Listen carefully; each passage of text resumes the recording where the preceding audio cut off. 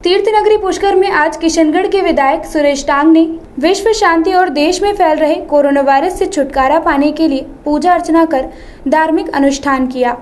हनुमान गली में स्थित रघुनाथ जी के मंदिर में पंडित कैलाशनाथ दादीश ने विधायक को पूजा अर्चना और अनुष्ठान कराया। इस अवसर पर विधायक सुरेश टांग ने कहा कि पूरे विश्व में एवं देश में फैल रहे कोरोना वायरस के कारण लोगों को काफी दिक्कतें तो आ रही हैं, लेकिन इस महामारी से छुटकारा पाने के लिए केंद्र सरकार और राज्य सरकार जनता के लिए काफी कुछ कर रही है। वहीं उन्होंने कहा कि 60 दिनों से चल रहे लॉकडाउन में जनता ने सरकार, प्रशासन और पुलिस की गाइडलाइन का पालन किया, उसके लिए मैं आभारी हूं और उम्मीद करता हूं कि आगे भी जनता सरकार, प्रशासन और पुलिस की गाइडलाइन का पालन करेगी। उन्होंने कहा कि लॉकडाउन के अंदर दिवंगत आत्माओं की अस्थियां घरों में रहने से धार्मिक भावनाओं पर काफी ठेस पहुंच रही थी। इसके लिए हमने राज्य सरकार से अनुरोध किया और हरिद्वार और पुष्कर में अस्थियां विसर्जन की मांग की, तो उन्होंने तुरंत हमारी मांग को स्वीकार किया और दिवंगत आत्माओं की अस्थियां हरिद्वार, पुष्कर में विसर्जन करने की स्वीकृति प्रदान कर उनकी धार्मिक भावनाओं को समझा। आस्था है और आस्था ही विश्वास है हमारा।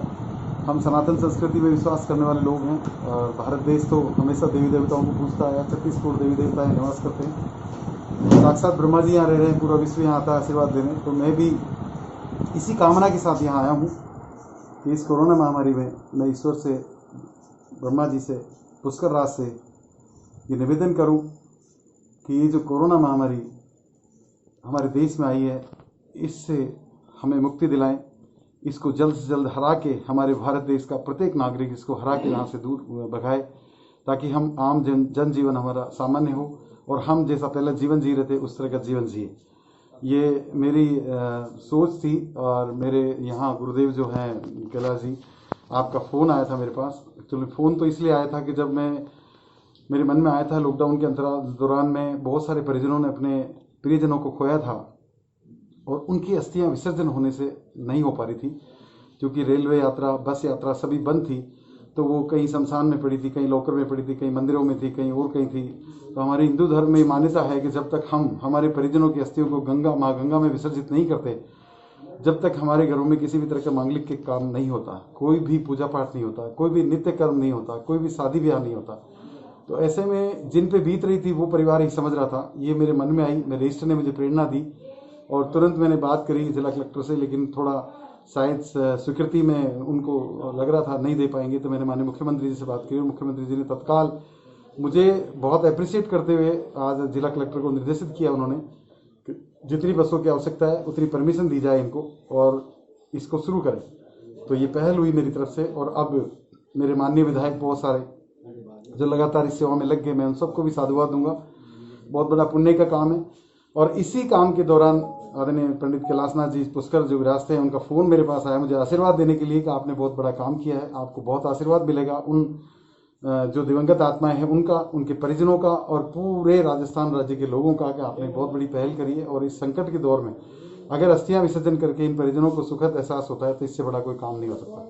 तो इसी भावना के साथ पंडित जी ने मुझे वापस आशीर्वाद दिया कि शनिवार अमावस्या बहुत बड़ा दिन है और इस दिन कोई अनुष्ठान हम करते हैं तो भगवान उसको सफलता देता है। मैं इसी कामना के साथ आज पुष्कर राज आया हूँ और मुझे पूरा विश्वास है कि आज की ये जो पूजा है ये व्यर्थ नहीं जाएगी और इस पूजा से हम ये जो दुष्ट कोरोना हमारे पे, हमारी जीवन की संस्कृति को जो बदल रहा है, इसको यहाँ से भागना पड़ेगा। नगरी में जहाँ ब्रह्म सावित्री और ब्रह्म गायत्री विराजमान है, जहाँ ब्रह्मा जी का ये सरोवर है, ऐसा लिखते हैं कि ज्येष्ठ कृष्ण अमावस्या को शनि भगवान का जन्मोत्सव हुआ था। आज शनि भगवान की जयंती है, पितरों की और देव कार्यों की आज अमावस्या भी है और संत ज्ञानेश्वर जी महाराज की जयंती का भी आज दिन है और वट सावित्री भगवान का आज बहुत बड़ा परम पावन दिन है।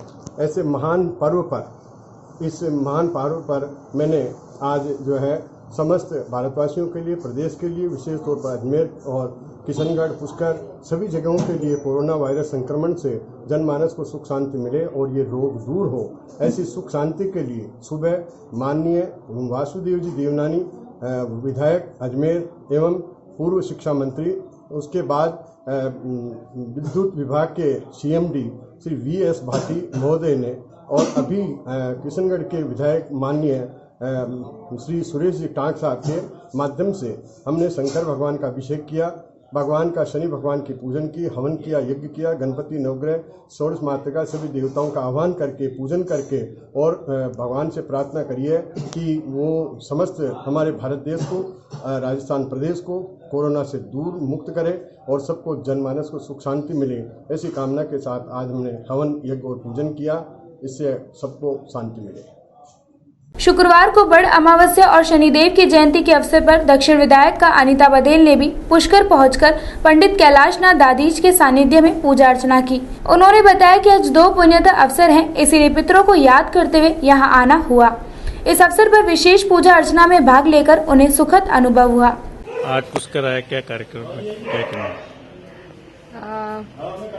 पुष्कर आने का तो एक ही अर्थ होता है कि किस तरह से पुण्य प्राप्त किया जाए और इसीलिए पुष्कर आया जाता है। आज पुष्कर आने के पीछे भी यही उद्देश्य है। आठ वट अमावस्या का दिन है, साथ ही शनि महाराज की जयंती भी है और दोनों ही ये शुभ अवसर है। आज की अमावस्या को बड़ी अमावस्या माना जाता है। पितरों के लिए भी ये अमावस्या बड़ी अमावस्या मानी जाती है और उसी के लिए आज यहाँ आना हुआ है।